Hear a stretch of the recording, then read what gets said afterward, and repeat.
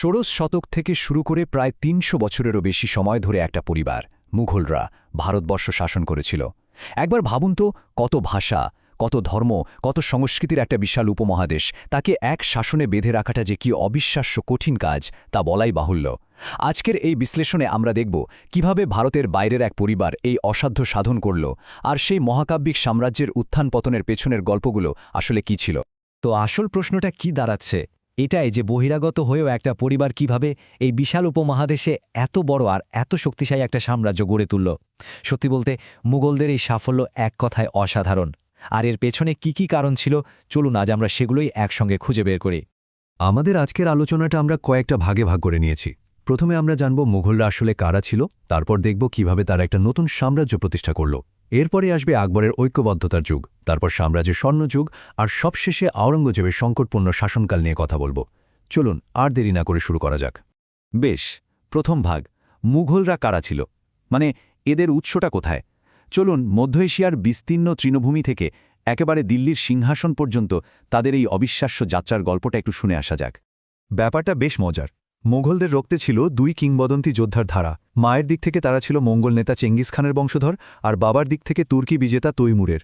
কিন্তু তারা নিজেদের চেঙ্গিস খানে বংশধর বলার চেয়ে তৈমুরি বলতেই বেশি ভালোবাসত। এর পেছনে একটা বড় কারণও ছিল। ১৩৯৮ সালে তৈমুর কিন্তু দিল্লি আক্রমণ করেছিলেন, তাই মুঘলরা বিশ্বাস করত এই মাটির ওপর তাদের একটা ঐতিহাসিক অধিকার আছে। মোঘলরা শুরু থেকেই একটা জিনিস খুব পরিষ্কার করে দিতে চেয়েছিল, তারা দিল্লির আগের শাসকদের মতো নয়। তাই তারা সুলতান উপাধিটা ছেড়ে দিয়ে বাদশাহ উপাধি নিল। এটা শুধু নামের বদল ছিল না, এটা ছিল একটা বিরাট রাজনৈতিক ঘোষণা। ফার্সি বাদশাহ শব্দের মানে হল প্রভু, রাজা।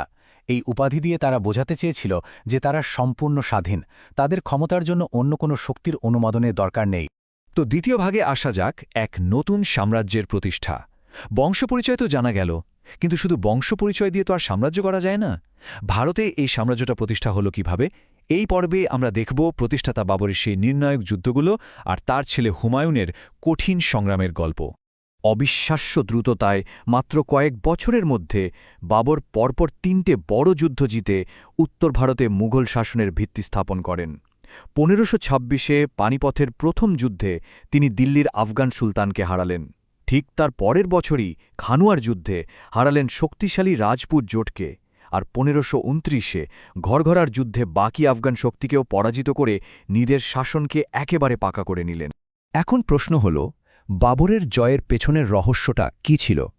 তার আসল শক্তি ছিল তার আধুনিক রণকৌশল, যেটা তিনি অটোমান তুর্কিদের থেকে শিখেছিলেন। তার সেনাবাহিনীর সংখ্যায় ছোট হলেও অনেক বেশি কার্যকর ছিল। একদিকে ছিল দ্রুতগামী ঘোষওয়ার তীরন্দাজ, যারা শত্রুদের দুপাশ থেকে ঘিরে ফেলত, আর অন্যদিকে সামনে থেকে চলত কামান আর বন্দুকের গোলা। এই দুটো জিনিসের পশমে ছিল তার সাফল্যের আসল চাবিকাঠি। বাবরের জীবন নিয়ে একটা খুব মানবিক গল্প শোনা যায়। তার প্রিয় ছেলে হুমায়ুন একবার খুব অসুস্থ হয়ে পড়েন। বলা হয় বাবর তখন প্রার্থনা করেছিলেন যেন তার জীবনের বিনিময়ে হুমায়ুন সুস্থ হয়ে ওঠে। আর কি আশ্চর্য, এর কিছুদিন পরেই হুমায়ুন সুস্থ হতে শুরু করেন আর বাবর অসুস্থ হয়ে মারা যান। এই গল্পটা থেকে বোঝা যায় হুমায়ুন তার কাছে কতটা গুরুত্বপূর্ণ ছিলেন। কিন্তু বাবার গড়ে তোলা সেই সাম্রাজ্য হুমায়ুনের হাতে এসে প্রায় হারিয়ে গিয়েছিল।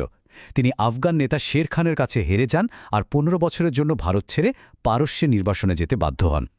যদিও ১৫৫৫ সালে তিনি অবিশ্বাস্যভাবে দিল্লির সিংহাসন আবার ফিরে পান, কিন্তু ভাগ্যের কি পরিহাস, মাত্র কয়েক মাস পরেই একটা দুর্ঘটনায় তার মৃত্যু হয়।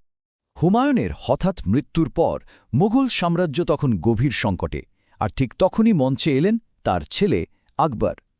এখান থেকেই শুরু হচ্ছে আমাদের তৃতীয় ভাগ, আকবরের ঐক্যবদ্ধতার যুগ। চলুন দেখি কিভাবে এক কিশোর সম্রাট শুধু সাম্রাজ্যকে বাঁচিয়েই রাখেন না, বরং তাকে একটা সম্পূর্ণ নতুন রূপ দিলেন। ভাবা যায়, মাত্র ১৩ বছর বয়সে আকবর একটা নড়বড়ে সিংহাসনে বসেন। তবে তার অভিভাবক বৈরাম খানের সাহায্যে তিনি ১৫৫৬ সালে পানিপথের দ্বিতীয় যুদ্ধে আফগান শক্তিকে একেবারে শেষ করে দেন। আর এই জয়ের মাধ্যমেই ভারতে মুঘল শাসনের ভিতটা সত্যি সত্যি মজবুত হয়। আকবরের শাসনের মূল ভিত্তি ছিল একটা যুগান্তকারী ধারণা, যার নাম ছিল সুলহ-এ-কুল, অর্থাৎ পরম শান্তি। এই দর্শনের মূল কথাটাই ছিল যে রাষ্ট্র কোনো বিশেষ ধর্ম বা গোষ্ঠীর দিকে ঝুঁকবে না, বরং সবার প্রতি সমান সহনশীলতা আর ন্যায় বিচার নিশ্চিত করবে। এটা সেই সময়ের জন্য একটা বিরাট ব্যাপার ছিল। আর আকবর কিন্তু তার এই সুলহি কুল দর্শনকে শুধু কথার কথা হিসেবে রাখেননি, একে বাস্তবে রূপ দিয়েছিলেন। তিনি অমুসলিমদের উপর থেকে জিজিয়া আর তীর্থকরের মতো বৈষম্যমূলক কর তুলে দেন। শুধু তাই নয়, তিনি রাজপুত রাজ পরিবারগুলোর সাথে বিয়ের সম্পর্ক তৈরি করেন আর তাদের সাম্রাজ্যের বড় বড় পদে বসান।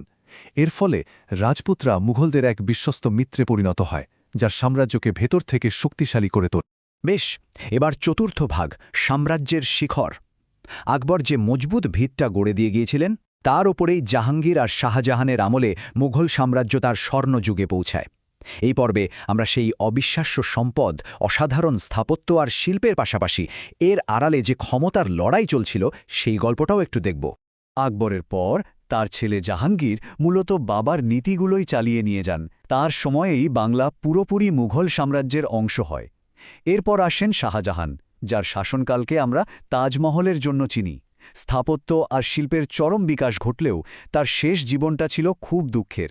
সিংহাসন নিয়ে তার ছেলেদের মধ্যে এমন রক্তক্ষয়ী যুদ্ধ শুরু হয় যে তাতে সাম্রাজ্যের অনেক ক্ষতি হয়।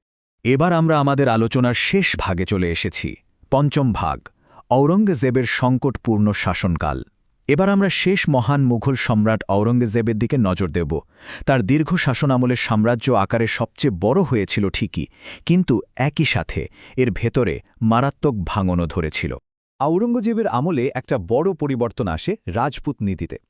আকবর যেখানে মৈত্রী আর অংশীদারিত্বের সম্পর্ক গড়েছিলেন, ঔরঙ্গজেব সেখানে মারওয়ারের সিংহাসনের উত্তরাধিকার নিয়ে হস্তক্ষেপ করে রাজপুতদের সঙ্গে সরাসরি সংঘাতে জড়িয়ে পড়েন। শুধু তাই নয়, তিনি জিজিয়া করও আবার চালু করেন। এর ফলে মুঘলরা তাদের সবচেয়ে বিশ্বস্ত এক মিত্রকে একরকম শত্রুতে পরিণত করে। ঔরঙ্গজেবের শাসনকালটা ছিল বৈপরীত্যে ভরা। একদিকে দেখুন, তিনি প্রায় ২৫ বছর ধরে দাক্ষিণাত্যে যুদ্ধ করে সাম্রাজ্যকে তার ইতিহাসের সবচেয়ে বড় আকারে নিয়ে যান।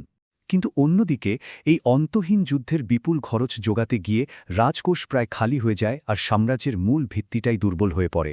ফলে ১৭০৭ সালে যখন ঔরঙ্গজেব মারা যান, তখন বিশাল মুঘল সাম্রাজ্য বাইরে থেকে দেখতে যতটা শক্তিশালী ছিল, ভেতর থেকে ততটাই দুর্বল হয়ে পড়েছিল। একটানা যুদ্ধ, জায়গায় জায়গায় কৃষক বিদ্রোহ আর মারাঠাদের মতো নতুন নতুন শক্তির উত্থান সব মিলিয়ে সাম্রাজ্যের ভিত্তিকে একদম নাড়িয়ে দিয়েছিল। মুঘলরা এক অবিশ্বাস্য শক্তিশালী আর সাংস্কৃতিকভাবে সমৃদ্ধ এক সাম্রাজ্য গড়ে তুলেছিল, এতে কোনো সন্দেহ নেই। যদিও সেই সাম্রাজ্য সময়ের সাথে সাথে ভেঙে পড়েছে, কিন্তু তার উত্তরাধিকার আজও আমাদের মধ্যে রয়ে গেছে। আধুনিক ভারতের ইতিহাস, সংস্কৃতি, ভাষা, এমনকি স্থাপত্যেও মুঘলদের ছাপ এতটাই গভীর যে তাকে আলাদা করা প্রায় অসম্ভব। এখন প্রশ্নটা হলো, আজকের ভারতে আমরা সেই প্রভাবগুলো ঠিক কোথায় কোথায় দেখতে পাই? Thanks for watching. Don't forget to like and subscribe to Animated Shikha for more videos.